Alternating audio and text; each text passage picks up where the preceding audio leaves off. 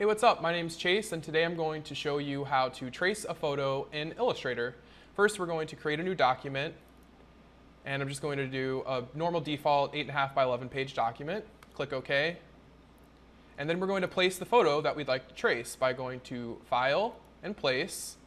Select your picture. I'm using a picture of my friend. It's called Friend JPEG. And I'm going to scale it down a bit so it'll fit onto the canvas that we're working on.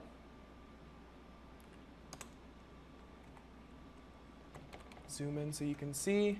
And next is the tracing. We're going to hit Object and then go down to the Live Trace feature and click Make.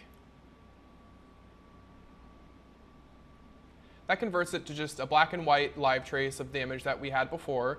If you would like to do a color, you can go on ahead and change the settings in that when you make your live trace options.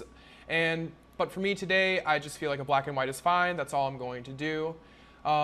So that's just about it. Today I showed you how to live trace a photo in Illustrator. Thanks for watching.